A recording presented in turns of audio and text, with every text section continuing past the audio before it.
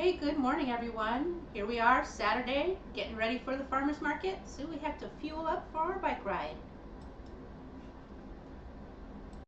Hey, good morning, everyone. So here we are, meal one, a little non-traditional, but I think that was actually something that helped me change my eating habits really a lot, actually, was learning how to let go of certain foods belong with certain meals. And I've got a lot on my agenda today. My sleep cycle was upended because we had to pick my kid up from the airport at 1 o'clock in the morning.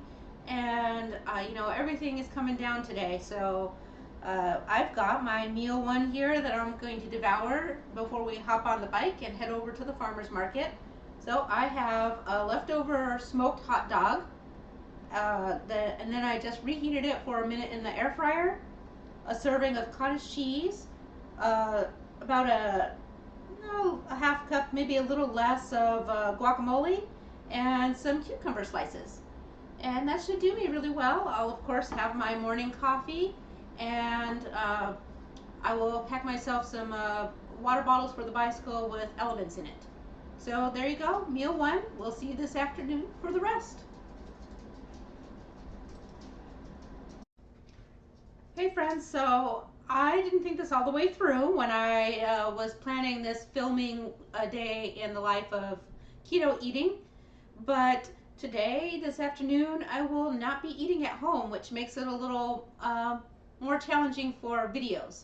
I mean, I suppose I could learn how to take my phone out and do videos, but am I going to do that eventually? Probably not today. I'm really hoping to for Gen Con because I'd love to share with you the event that I call the Running of the Nerds, which a lot of people do. And it's just the opening of vending, but it's quite something. In fact, if you Google it right now, you can look up some of the reels or TikToks and see, oh my gosh, what an event. But back on track today. So I won't be eating from my foods at home, of which I have plenty of. I am going to take some epic pork rinds, the salt and pepper. I really love them. And then what I'm actually doing is on my way, I'm stopping at Jersey Mike's, picking up their sub in a tub. I'm going to get the turkey with provolone, and instead of dressing, I am getting their chipotle mayo. I really love it. It's fantastic. It's great. Sometimes I can't eat the entire meal because they are quite large. And since I'm not showing you my food, although I will take a photograph of the sub in a tub and I'll use it for the thumbnail, I thought I would show you my awesome gaming dice tray. So this is a fake leather with over cardboard, and you can see it has this funky Celtic-y Cthulhu design. I love that. I had to make sure and look at my screen to make sure that it was showing you appropriately. So this is by a company called Easy Roller Dice Company. They're actually a local company here in Ohio, and the guy who owns it, he is just the best. I adore him. So anyways, the cool thing about this lid, so this sets aside, it can be its own, it just comes and pops right off. But as you can see, I pick my favorite dice and I store them around the edge. I've got 2 full sets of dice here, and then I've got an assortment of D6s and then some percentile dices.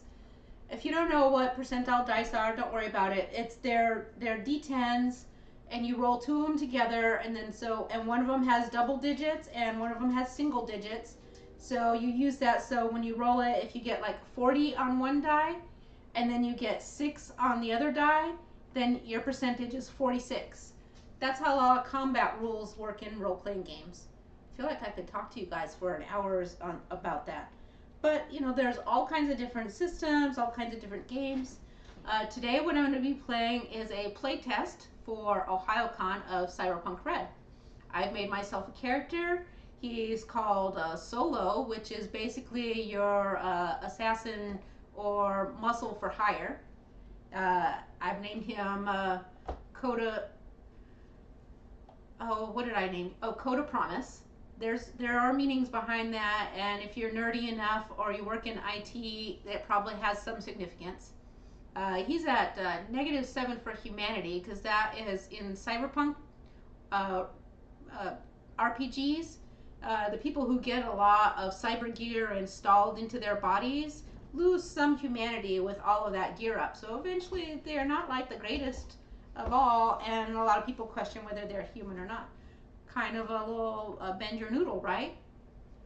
So Coda, see, I'm just going to go on for a few and see. I mean, you guys are going to be like, oh my God, this woman's all crazy. But no, it's creative writing. And for those of you who are new, my doctorate is actually in English literature, and I have all the skills to be a writer, but instead I work in IT and I use my very expensive, overpriced PhD to write characters and storylines for RPGs.